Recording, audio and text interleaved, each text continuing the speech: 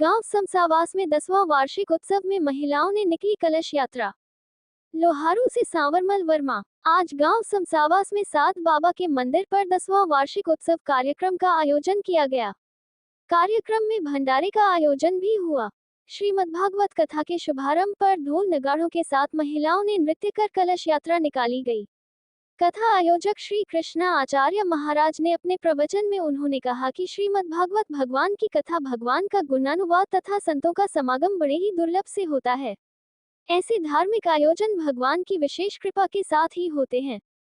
Master Leelaram, Mukesh Kumawat, Ramchandra, उम्मीद कुमार, बचनईनाथ महाराज, विजय Virendra, master Rajesh Dangi, पर्यावरण director Ram अवतार शर्मा, बलवीर तथा समस्त ग्रामवासी उपस्थित रहे।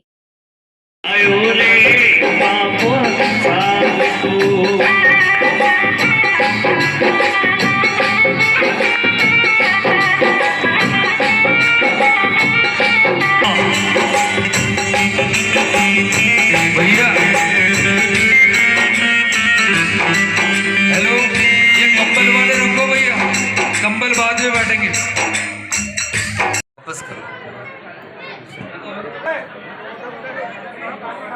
आज बाबा साध मंदिर समसावास लोहारू हरियाणा में ये दिव्य वार्षिक उत्सव मनाया जा रहा है, जिसमें बहुत बड़ी संख्या में माता बहनों ने मिलकर के कलश यात्रा करी। खूब भाई सज्जन आए और यहाँ के विधायक महोदय की टीम आई और सबको कंबल और शाल वितरित किए। और यहाँ पर बहुत बड़ा एक विशाल भंडारा हुआ, जिसमें सभी जाति समुदाय के सभी लोगों ने एक साथ मिलकर के भोजन प्रसाद किया और यहाँ पर होली महोत्सव रखा गया। और मैं गोपाल कृष्ण शास्त्री, राजस्थान से मुझे बुलाया गया और यहाँ पर आकर के बहुत अच्छा सद्भावना का मैंने ये सैलाब देखा। और ये जो सात बाबा है, यहाँ की चमत्कारिक ये धरोहर है और धरा है। यहाँ पर एक सूखी एक जांटी की एक लकड़ी गाड़ी गई थी और उसके सामने साधना करी तो ये जांटी हरी हो गई।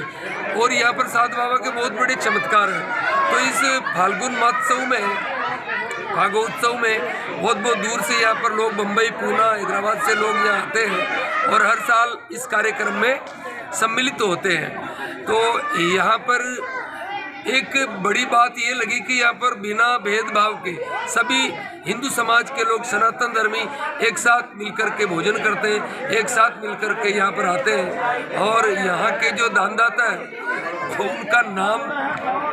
उनको नाम लेने की आवश्यकता नहीं है, वो अपना नाम गोपनीय रखते हैं। फिर भी यहाँ कुछ समिति के लोग मिलकर के उनका नाम लेते हैं। और यहाँ जो ये महीना फागुन का चल रहा है, तो फागुन के महीने में होली आती है और होली का जो त्यौहार बड़े धूमधाम से मनाया जाता है। तो आज यहाँ पर भी ये होली उत्सव बड़े धूमधाम से मनाया गया और भगवान श्री कृष्ण जो बाबा नंद के द्वार रची होली है ना, ऐसे खूब भजनों की प्रस्तुति हमारी राजस्थान से आई हुई टीम ने दी। और यहाँ के सभी कार्यकर्ताओं को बहुत बहुत धन्यवाद। और यहाँ पर फूलों की होली, रंग की होली खेली गई, इसके लिए आप सभी को बहुत बहुत धन्यवाद। और अगले वर्ष फिर और बड़े धूमधाम से मनाएंगे। बोलिए भारत माता की जय हो। उसको लीला अवतार कहते हैं और उन्होंने बहुत सी लीलाएं करी।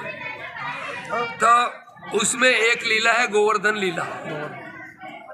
तो उसमें क्या किया कि जब कन्हैया छोटे ही थे तो माता यशोदा खूब माल मिठाइयाँ पकवान बना रही थी। तब कन्हैया ने जाकर के अपनी माँ से कहा, यशोदा से, कि मैया ये क्या तैयारी हो रही है?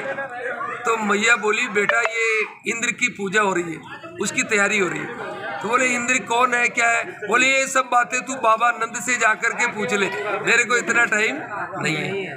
तो कन्हैया गए नंद बाबा के पास में और बोले, ये पूजा की तैयारी किसके लिए हो रही है, किसके लिए माल मिठाइयाँ तैयार हो रही है? बोले, बेटा हम हर साल इंद्र की पूजा करते हैं। बोले, इंद्र की पूजा क्यों करते हो?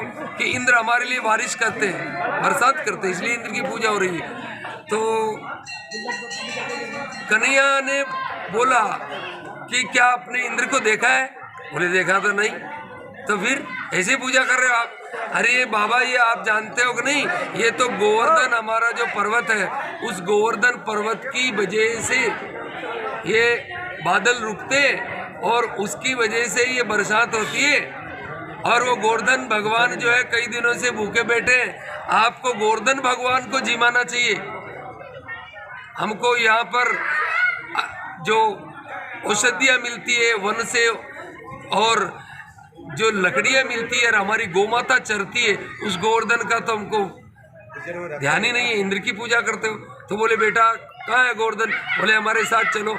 और नंद बाबा ने डंका पिटवा दिया कि सभी ब्रजवासी गोवर्धन पूजा करेंगे। और जब उन्होंने गोवर्धन पूजा का सामान लेकर के वहाँ जब पहुँचे, तब कहते हैं कि वहाँ पर कन्हैया बोले यहाँ पर रुको और सब लोग आंखें बंद कर लो। सब लोगों ने आंखें बंद करी तो महाराज गोवर्धन भगवान का एक रूप भगवान श्री कृष्ण ने धारण किया, गोवर्धन भगवान का। बोलिए गोवर्धन महाराज की जय। और फिर सभी लोगों ने जो वहाँ पूजा करी तो सबसे पहले स्नान करवाने के लिए तो जो पानी लेकर के गए थे सबने एक एक घड़े डाल दिए, लेकिन वो गोवर्धन पूरी स्नान ही नहीं कर पाए। तो वो ब्रजवासी बोले रे लाला, ये तेरा भगवान कितना दिना को बिना नहाए 1000 घड़े पानी के डाल दिए तो भी इसकी मूछे वो गिली नहीं भाई।